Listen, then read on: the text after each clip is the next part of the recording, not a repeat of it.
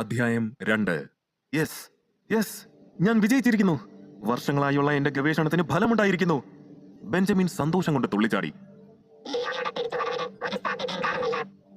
Robot Jeena ബെഞ്ചമിനെ അറിയിച്ചു. ബെഞ്ചമിന്റെ മുഖത്ത് ക്രൂരമായ ഒരു പുഞ്ചിരി വിടർന്നു. അവൻ ഇനി ഒരിക്കലും ഈ ഭൂമിയിലേക്ക് തിരിച്ചു വരാൻ പോകുന്നില്ല. അവനെ ആ ഗ്രഹത്തിലേക്ക് അയക്കാനുള്ള വഴി മാത്രമേ എനിക്കറിയൂ. തിരികെ എത്തിക്കാനുള്ള മാർഗം എനിക്കറിയില്ല. അഥവാ ഇനി അവൻ തിരികെ എത്തണമെങ്കിൽ എന്തെങ്കിലും അത്ഭുതം സംഭവിക്കണം. എന്നെ സംബന്ധിച്ചിടത്തോളം ലിയോ എന്റെ വെറും ഒരു പരീക്ഷണ വസ്തു മാത്രമായിരുന്നു. എന്തായാലും അവന്റെ ജീവിതം അവൻ അവസാനിപ്പിക്കാനിരുന്നതാ. അതിങ്ങനെ അങ്ങ് തീരട്ടെ. ബെഞ്ചമിന്റെ അട്ടഹാസം അവിടെ മുഴങ്ങി. ആ സമയത്താണ് ബെഞ്ചമിന്റെ മകളായ സേറ ലാബിനുള്ളിലേക്ക് വന്നത്. അച്ഛനെ പോലെ മകൾക്കും ടൈം ട്രാവലിനെ കുറിച്ചുള്ള പഠനം ഇഷ്ടമാണ്. അവൾ കോളേജിൽ എടുത്തിരിക്കുന്ന കോഴ്സും അത് തന്നെയാണ്. ലിയോയും സേറയും ഒരേ കോളേജിലാണ് പഠിക്കുന്നത്. സേറയ്ക്ക് അവനോട് ഉള്ളിൽ പ്രണയമുണ്ട്. എന്നാൽ ലിയോയ്ക്ക് അതിനെക്കുറിച്ച് അറിയില്ല. ലിയോയുടെ അച്ഛന്റെ മരണശേഷം ഉണ്ടായ ബാധ്യതകൾ കാരണം അവൻ പഠനം പാതി വഴിയിൽ ഉപേക്ഷിച്ചിരുന്നു. മുന്നിലെ കമ്പ്യൂട്ടർ സ്ക്രീനിലേക്ക് നോക്കിയ സേറ അതിൽ ലിയോയുടെ വിവരങ്ങൾ കണ്ടു ഞെട്ടുന്നു. ബെഞ്ചമിൻ ലിയോയെ എന്തോ പരീക്ഷണത്തിന് ഉപയോഗിച്ചെന്ന് അവൾക്ക് മനസ്സിലായി. ലിയോ എവിടെ പപ്പ? സേറ സംശയത്തോടെ ബെഞ്ചമിനെ നോക്കി. അയാളുടെ മുഖത്തെ പതിവില്ലാത്ത സന്തോഷം അവളെ കുഴപ്പിച്ചു. അവനെ വെച്ച് പപ്പ എന്ത് പരീക്ഷണമാണ് നടത്തിയത്?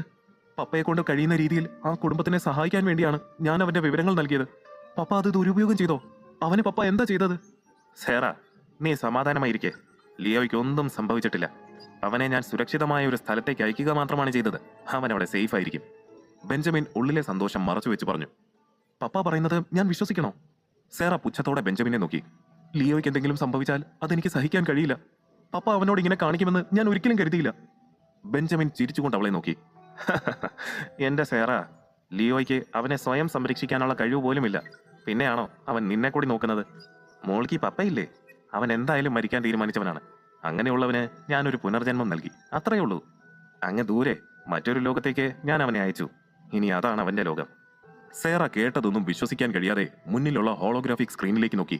അവിടെ പ്ലാനറ്റ് സൈഫർ മെല്ലെ കറങ്ങുന്നുണ്ടായിരുന്നു. ലിയോ കണ്ണുകൾ തുറക്കാൻ ശ്രമിച്ചു. എന്നാൽ കണ്ണിലേക്ക് അടിച്ചു കയറിയ പ്രകാശത്തിൽ അവന്റെ കണ്ണുകൾ ചിമ്മിപ്പോയി. താൻ വന്ന് പെട്ടിരിക്കുന്നത് വലിയൊരു വനത്തിനുള്ളിലാണെന്ന് അവന് മനസ്സിലായി. ലിയോ നിലത്ത് നിന്നും എഴുന്നേറ്റ് തല കുടഞ്ഞു. സംഭവിച്ചതെല്ലാം ഒരു സ്വപ്നം പോലെ അവന് തോന്നി. പെട്ടെന്നാണ് അവൻ കയ്യിൽ പുതുതായി വന്ന ബ്രേസ്ലെറ്റ് കണ്ടത്. അവനത് കയ്യിൽ നിന്നും ഊരി എറിയാൻ ശ്രമിക്കുന്നതിനിടയിൽ അതിലെ ബട്ടണിൽ പ്രസ്സായി അതിൽ നിന്നും ഒരു വെളിച്ചവും ഒപ്പം ഒരു മാജിക്കൽ സ്ക്രീനും അവന് മുന്നിലേക്ക് തെളിഞ്ഞു വന്നു. അതിൽ പരിണാമ വളർച്ച 0, ആത്മശക്തി 0, ആയുധം 0, കവചം 0, ജീവികൾ 0, ലൈഫ് സെൽസ് 0 എന്ന് കാണിച്ചിരുന്നു. ലിയോ ഭയം കൊണ്ട് വിറയ്ക്കുന്ന ദേഹത്തോടെ അതിലേക്കും അവന് ചുറ്റും മാറി മാറി നോക്കി. അതേസമയം ലാബിൽ സേറ അവളുടെ അച്ഛൻ ലിയോയോട് ചെയ്തതോർത്തുള്ള വിഷമത്തിലാണ്. മാപ്പർഹിക്കാത്ത തെറ്റാണ് പപ്പ ലിയോയോട് ചെയ്തത്. നിങ്ങളെ വിശ്വസിച്ചവനെ തന്നെ നിങ്ങൾ കുരുക്കിൽപ്പെടുത്തിയല്ലോ. ഇതിലും ഭേദം അവൻ ആ ട്രെയിനിന് മുന്നിൽ പെട്ടുപോകുന്നതായിരുന്നു. സേറ പറയുന്നത് കേട്ട് ബെഞ്ചമിന് ദേഷ്യം വന്നു. സേറ, കാര്യങ്ങൾ മനസ്സിലാവാതിരിക്കാൻ നീ ചെറിയ കുട്ടിയൊന്നുമല്ലല്ലോ. പ്ലാനറ്റ് സൈഫറിനെ കുറിച്ച് നിനക്ക് എന്തറിയാം? എന്റെ എത്ര കാലം കൊണ്ടുള്ള സ്വപ്നമാണ് ഇപ്പോൾ നടന്നതെന്ന് നിനക്കറിയുമോ? നിന്റെ പപ്പയെ ഓർത്ത് അഭിമാനിക്കേണ്ട സമയത്ത് നീ ആ ഭീരുവിനെ ഓർത്തുകൊണ്ടിരിക്കുകയാണോ? അയാൾ തുടർന്നു. സേറ, വെറുതെ എന്നോട് ദേഷ്യം കാണിക്കാതെ നീ ഒന്ന് ചിന്തിച്ചു നോക്ക്. മരിക്കാൻ പോയവന് ഞാൻ മറ്റൊരു ജീവിതം കൊടുക്കുകയാണ് ചെയ്തത്. സൈഫർ ഗ്രഹം മറ്റൊരു ലോകമാണ്. അവിടെ പൊരുതി ജീവിക്കാൻ കഴിഞ്ഞാൽ അവൻ ഭാഗ്യവാനാണ്.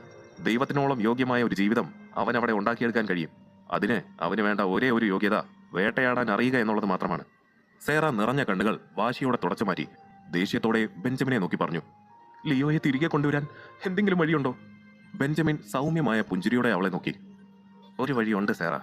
ബെഞ്ചമിൻ പറഞ്ഞത് കേട്ട് അവളുടെ കണ്ണുകൾ വിടർന്നു. അവൾ ആകാംക്ഷയോടെ അയാളെ നോക്കി. പക്ഷെ ആ വഴി അതെന്റെ കയ്യിലല്ല സേറ. നിന്റെ പ്രിയപ്പെട്ട കാമുകൻ ഇനി ഭൂമിയിലേക്ക് തിരികെ വരാൻ ആഗ്രഹിക്കുന്നുണ്ടെങ്കിൽ അവനൊരു നായകനാകണം. പരിണമിച്ച് അവനൊരു നേതാവായി മാറണം. സൈബർ ലോകത്തിനെ അവന്റെ മാന്ത്രിക ശക്തികളാൽ അടക്കി വാഴാൻ കഴിയണം. അങ്ങനെ സംഭവിച്ചാൽ അവന് ഭൂമിയിലേക്ക് തിരികെ വരാൻ കഴിയും, ബെഞ്ചമിൻ പറഞ്ഞു. സേറ എല്ലാം കേട്ട് തകർന്നിരുന്നു. ക്രൂരമായ പുഞ്ചിരിയോടെ ബെഞ്ചമിൻ ജീനയെ നോക്കി. എന്താ ജീന, ലിയോ തിരികെ എത്തുമെന്ന് നീ കരുതുന്നുണ്ടോ? ജീന കമ്പ്യൂട്ടറിലെ പലതരം ഡാറ്റാസ് വിശകലനം ചെയ്തിട്ട് ബെഞ്ചമിനെ നോക്കി പറഞ്ഞു.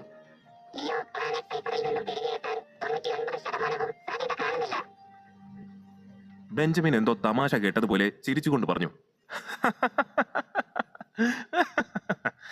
അപ്പോ 1% സാധ്യതയുണ്ട്. സൂപ്പർ.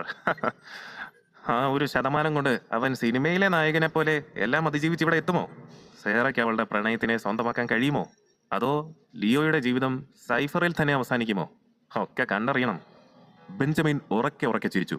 ബെഞ്ചമിന്റെ സംസാരം സഹിക്കാനാവാതെ സേറ കരഞ്ഞുകൊണ്ട് അവിടെ നിന്നും ഇറങ്ങിപ്പോയി. ആ ഇരുണ്ട വനത്തിൽ ലിയോ ഒറ്റയ്ക്കായിരുന്നു. അവൻ കൗതുകത്തോടെയും ഭയത്തോടെയും ചുറ്റുമുള്ള കാഴ്ചകൾ വീക്ഷിച്ചു. അവിടെ മഞ്ഞ നിറമുള്ള ആകാശത്ത് കൂറ്റൻ മരങ്ങളും വലിയ പാറകളും മേഘങ്ങൾ പോലെ പൊങ്ങിക്കിടക്കുന്നുണ്ടായിരുന്നു. നനുത്ത സുഗന്ധമുള്ള വായു അവൻ ഉള്ളിലേക്ക് വലിച്ചെടുത്തു. ഇത്രയും ശുദ്ധമായ വായു അവൻ ജീവിതത്തിൽ ആദ്യമായിട്ടാണ് ശ്വസിക്കുന്നത്. അവൻ നന്നായി ആസ്വദിച്ച് ശ്വാസം ഉള്ളിലേക്കെടുത്തു. അവൻ നിന്നിരുന്നതിന് അല്പം മാറി വലിയ ഭംഗിയുള്ള പൂക്കൾ നിൽക്കുന്നുണ്ടായിരുന്നു. ആ പൂവുകൾ വിടരുന്ന ശബ്ദം പ്രകൃതിയുടെ താരാട്ട് പോലെ അവിടെ അലയടിച്ചു. പല നിറങ്ങളിലും വലിപ്പത്തിലുമുള്ള പൂക്കൾ അവന്റെ കൺമുന്നിൽ വിരിയുന്നത് കണ്ടവൻ അത്ഭുതപ്പെട്ടു. ഉള്ളിലുള്ള ഭയം മറന്നുകൊണ്ട് അവൻ ആ പൂക്കളുടെ അടുത്തേക്ക് ചെന്നു. പെട്ടെന്ന് പൂക്കൾ നിറഞ്ഞ ഒരു വള്ളി അവന്റെ കയ്യിൽ ചുറ്റി അവനെ മുകളിലേക്ക് ഉയർത്തി. പൂക്കൾ അവന് മേലെ പൂവിതളുകൾ വർഷിച്ചു. ആ പുതിയ പ്രകൃതി അവനെ വരവേൽക്കുകയായിരുന്നു. അവന് മുന്നിൽ തല കുനിച്ച പൂക്കളിൽ ഒന്നിന്റെ ഒരു ഇതളടർന്ന് ലിയോയ്ക്ക് മുന്നിലേക്ക് വീണു.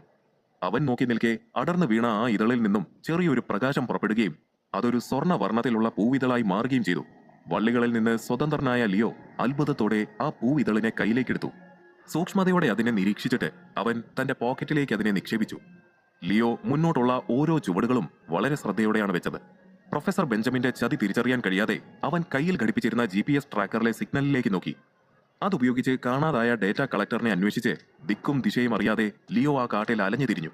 ഏറെ നേരം നടന്നു തളർന്ന് അവൻ നിലത്തേക്കിരുന്നു. നിങ്ങൾ പറഞ്ഞതുപോലെ ഞാൻ സൈഫർ ഗ്രഹത്തിലേക്ക് എത്തി സാർ. പക്ഷേ നിങ്ങൾ പറഞ്ഞ ഡേറ്റ കളക്ടർ മാത്രം എനിക്ക് ഒരിടത്തും കണ്ടെത്താൻ കഴിഞ്ഞില്ല. ആ ഡിവൈസിനെ എങ്ങനെ കണ്ടെത്തുമെന്ന് എനിക്കൊരു ഊഹവുമില്ല. പ്രൊഫസർ ബെഞ്ചമിനോട് എന്ന പോലെ മുന്നിലേക്ക് നോക്കി അവൻ പറഞ്ഞു. നിങ്ങൾ എന്താണ് അന്വേഷിച്ചു കൊണ്ടിരിക്കുന്നത്? പെട്ടെന്ന് കേട്ട നിഗൂഢമായ ശബ്ദത്തിൽ പേടിച്ചുപോയ ലിയോ ഇരുന്നിടത്ത് നിന്നും ചാടി എഴുന്നേറ്റു. ആരാ ഇപ്പോ എന്നോട് സംസാരിച്ചത്? ആരെങ്കിലും ഇവിടെ ഉണ്ടോ? അവൻ പരിഭ്രമത്തോടെ ചുറ്റും നോക്കി. ഞാൻ നിങ്ങളെ 56-ാമത്തെ തവണയാണ് ഇവിടെ കാണുന്നത്. എന്തിനാണ് നിങ്ങൾ ഈ ഭാഗത്ത് ഇങ്ങനെ ചുറ്റിത്തിരിയുന്നത്? വീണ്ടും ആ നിഗൂഢമായ ശബ്ദം അവിടെ മുഴങ്ങി. എന്നോട് വെറുതെ കളിക്കാൻ നിൽക്കരുത്. ആരാണെങ്കിലും പുറത്തേക്ക് വാ, നമുക്ക് നേർക്കുനേരെ സംസാരിക്കാം. അവൻ ഉള്ളിലുള്ള ഭയം മറച്ചുകൊണ്ട് പറഞ്ഞു. ഹേ കൊച്ചു പയ്യ, നീ ഈ വനത്തിൽ പുതുതാണെന്ന് തോന്നുന്നുവല്ലോ. നീ ഏതുതരം വേട്ടക്കാരനാണ്? നീ ഇതിനു മുൻപ് ഇവിടെ വന്നിട്ടുണ്ടോ? ഏയ്, ഇതിനു മുൻപ് വന്നിട്ടുണ്ടെങ്കിൽ നീ ഇവിടെ കിടന്നിങ്ങനെ ചുറ്റിക്കറങ്ങേണ്ട കാര്യമില്ലല്ലോ. മാത്രമല്ല, ഈ വനത്തെക്കുറിച്ച് അറിയാമായിരുന്നെങ്കിൽ നീ ഒരിക്കലും ഇവിടെ വരില്ലായിരുന്നു. ആ ശബ്ദം എവിടെ നിന്നും വരുന്നതാണെന്ന് കണ്ടെത്താൻ ലിയോ പരിഭ്രാന്തിയോടെ അവന് ചുറ്റും നോക്കി. നിങ്ങൾ ദയവായി പുറത്തേക്ക് വരൂ. എനിക്ക് നിങ്ങളെ കാണാൻ ആഗ്രഹമുണ്ട്. എന്തിനാണ് നിങ്ങൾ ഇങ്ങനെ മറിഞ്ഞിരിക്കുന്നത്? നിങ്ങൾ ആരാണ്? ഹേ കാട്ടിലകപ്പെട്ടു പോയ നിസ്സഹായനായ മനുഷ്യ, നിന്റെ ജീവശക്തിയെ മനസ്സിലാക്കുന്നതിനായി നിന്നോടൊപ്പം ഞാൻ വരും. വീണ്ടും ആ ശബ്ദം കേട്ട് ഭയന്ന ലിയോ വേഗം അവിടെ നിന്നും ഓടി ഒരു വെള്ളച്ചാട്ടത്തിനടുത്തെത്തി. മാനം മുട്ടി നിൽക്കുന്ന ആ വെള്ളച്ചാട്ടം കണ്ടാൽ ആകാശത്ത് നിന്നും നേരിട്ട് വെള്ളം ഭൂമിയിലേക്ക് പതിക്കുന്നത് പോലെ തോന്നും. കാതടപ്പിക്കുന്ന ശബ്ദത്തിലായിരുന്നു വെള്ളം മുകളിൽ നിന്നും വീണുകൊണ്ടിരുന്നത്. ഓടി തളർന്ന ലിയോ അവിടെ ഒരു ഭാഗത്തായിരുന്നു. അവിടെ വീശിക്കൊണ്ടിരുന്ന തണുത്ത കാറ്റിൽ അവൻ അല്പം ആശ്വാസം തോന്നി. ആ നിഗൂഢ ശബ്ദത്തിനുടമയിൽ നിന്നും രക്ഷപ്പെട്ടതോർത്ത് അവൻ നെടുവേർപ്പെട്ടു.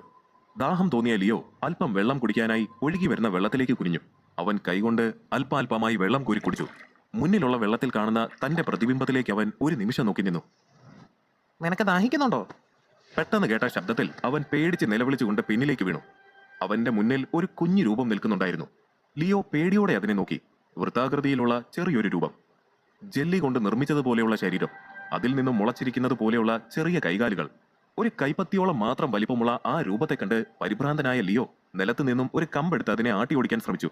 ഷു ഷു പോ! അവൻ അതിനെ കമ്പ് കൊണ്ട് പിന്നിലേക്ക് തള്ളിമാറ്റി. ഏയ്, എന്നെ ഉപദ്രവിക്കുന്നത് നിർത്തി ചേർക്ക, ഞാൻ നിന്റെ ശത്രുവല്ല, ആ ചെറിയ രൂപം പറഞ്ഞു. നിനക്ക് സംസാരിക്കാൻ കഴിയുമോ? അപ്പോൾ നേരത്തെ ഞാൻ കേട്ട ശബ്ദം അത് നിന്റെ ആയിരുന്നോ? ലിയോ ആ രൂപത്തിനെ നോക്കി ദേഷ്യത്തോടെ ചോദിച്ചു. അതെ, ഞാൻ തന്നെയായിരുന്നു. നിന്നെ വെറുതെ ഒന്ന് പേടിപ്പിക്കാമെന്ന് കരുതി. അത് കാര്യമാക്കണ്ട. നീ ആരാണെന്ന് പറയൂ, ആ രൂപം അവനോട് ചോദിച്ചു. അത് ഞാനിവിടെ ഒരു ഡേറ്റ കളക്ടിംഗ് ഡിവൈസ് അന്വേഷിച്ച് വന്നതാണ്.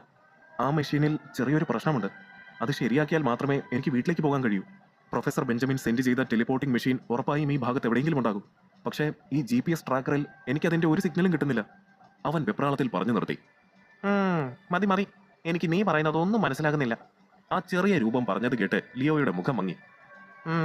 നീ വിഷമിക്കണ്ട കുഞ്ഞെ, ഞാൻ നിന്നെ സഹായിക്കാം. അത് കേട്ടതും ലിയോയുടെ കണ്ണുകൾ വിടർന്നു. ശരിക്കും ശരിക്കും നിനക്കെന്നെ സഹായിക്കാൻ കഴിയുമോ? ലിയോ സന്തോഷത്തോടെ അതിനെ നോക്കി. എന്റെ കുട്ടി, നിനക്ക് ഞാൻ ആരാണെന്ന് അറിയുമോ? ഞാനാണ് ചീനു, ഈ കാട്ടിലെ ഏറ്റവും മികച്ച വേട്ടക്കാരൻ. ചീനു ഒരു സ്റ്റൈലിഷ് പോസിൽ നിന്നുകൊണ്ട് ലിയോയോട് പറഞ്ഞു. വേട്ടക്കാരനോ? ലിയോ മനസ്സിലാകാതെ ചീനുവിനെ നോക്കി. നീ എന്താ എന്നെ കളിയാക്കുവാണോ? എന്താ, വേട്ടക്കാരനെന്ന് കേട്ടിട്ടില്ലേ? പുറത്തുനിന്ന് എത്ര വലിയ വേട്ടക്കാരൻ ഈ കാടിനുള്ളിലേക്ക് വേട്ടയാടാനായി വന്നാലും ഇവിടെ നിന്നും അവന് പുറത്ത് കടക്കണമെങ്കിൽ ഈ കാട്ടിലെ വേട്ടക്കാരായ ഞങ്ങളെപ്പോലെയുള്ള വഴികാട്ടികളുടെ ആവശ്യമുണ്ടാകും. മനസ്സിലായോ? ലിയോ അതിന് തലയാട്ടി. ഒരു വേട്ടക്കാരും ഞങ്ങളെ വേട്ടയാടുകയില്ല. ചിലർ ഞങ്ങളെ വളർത്തു മൃഗങ്ങളായി ഒപ്പം കൂട്ടാറുണ്ട്. ചില വേട്ടക്കാർ ഞങ്ങളെ അവരുടെ വഴികാട്ടിയായി തിരഞ്ഞെടുക്കും. പക്ഷേ എനിക്കൊരു വളർത്തു മൃഗമായിരിക്കാൻ താല്പര്യമില്ല. ചീനു പറഞ്ഞു. ചീനു, നീ എനിക്ക് വേണ്ടി ആ ഉപകരണം കണ്ടെത്തി തരുമോ? ലിയോ ചീനുവിനോട് അപേക്ഷിച്ചു. നിന്റെ അവസ്ഥ ഓർത്ത് എനിക്ക് സഹതാപം തോന്നുന്നു. അതുകൊണ്ട് ഞാൻ നിന്നെ അത് കണ്ടെത്താൻ സഹായിക്കാം. പക്ഷേ ഒരു കണ്ടീഷൻ ഉണ്ട്. ചീനു പറഞ്ഞത് കേട്ട് ലിയോയുടെ ഉള്ളം നാളി. ഒരാളുമായി ഒരു കരാറിൽ ഏർപ്പെട്ടിട്ടാണ് ഞാനിപ്പോൾ ഈ അവസ്ഥയിലായത്. ഇനി ഈ കുട്ടിപ്പിശാചിന്റെ ആവശ്യം എന്താണോ ആവും. ലിയോ ആലോചനയോടെ ചീനുവിനെ നോക്കി. എന്താണ് നിന്റെ കണ്ടീഷൻ? ലിയോ ചോദിച്ചു. വഴികാട്ടിയായി എന്നെ നിന്റെ ഒപ്പം കൂട്ടണം. നിന്റെ രഹസ്യം തേടി കണ്ടെത്തുന്നത് വരെയും ഏത് നരകത്തിൽ പോകാനാണെങ്കിലും ഞാൻ നിന്നോടൊപ്പം ഉണ്ടാകും. നിനക്ക് സമ്മതമാണോ? ചീനു അല്പം ഗൗരവത്തിൽ തന്നെ ചോദിച്ചു. നിന്റെ ആവശ്യം ഞാൻ അംഗീകരിച്ചിരിക്കുന്നു. ചീനുവിനെ പിണക്കുന്നത് ബുദ്ധിയല്ലെന്ന് മനസ്സിലാക്കിയ ലിയോ അവനുമായി വാക്കാൽ ഒരു കരാറുണ്ടാക്കി. ചീനു സന്തോഷത്തിൽ ശബ്ദമുണ്ടാക്കിക്കൊണ്ട് ലിയോയുടെ തോളിലേക്ക് കയറിയിരുന്നു. നിനക്കെന്നെ ലിയോ എന്ന് വിളിക്കാം. ലിയോ ചീനുവിനെ നോക്കി പറഞ്ഞുകൊണ്ട് അവിടെ നിന്നും യാത്ര തുടങ്ങി. നടക്കുന്നതിനിടയിൽ ലിയോ ഇടയ്ക്കിടെ അവന്റെ കയ്യിലുണ്ടായിരുന്ന GPS ട്രാക്കറിലേക്ക് നോക്കുന്നുണ്ടായിരുന്നു. എന്താ നിന്റെ കയ്യിൽ? അല്ല, ആരാ നിന്നെ ഇവിടേക്ക് അയച്ചതെന്നാ പറഞ്ഞത്? ലിയോയുടെ തോളിൽ ഇരുന്നു കൊണ്ട് ചീനു തിരക്കി. Professor Benjamin. അദ്ദേഹം ഒരു വലിയ ശാസ്ത്രജ്ഞനാണ്. പ്രൊഫസർ എന്ന വാക്ക് ചീനു പറയാൻ ശ്രമിച്ചെങ്കിലും കഴിഞ്ഞില്ല. കുറച്ചു നേരം ഒന്ന് മിണ്ടാതിരിക്കാമോ? അത് കേട്ട ലിയോ ദേഷ്യത്തോടെ ചീനുവിനെ നോക്കി പറഞ്ഞു. ഞാൻ മിണ്ടാതിരുന്നാൽ പിന്നെ നിനക്ക് ആര് വഴി പറഞ്ഞു തരും? നിനക്ക് എന്റെ കഴിവിൽ സംശയമുണ്ടോ ലിയോ? ലിയോ എന്തെങ്കിലും പറയുന്നതിന് മുൻപേ തന്നെ അവിടെ ഒരു അലർച്ച മുഴങ്ങി. ഓ, ഇത് നിന്റെ കൂട്ടത്തിലുള്ള ആരുടെങ്കിലും ശബ്ദമാകും.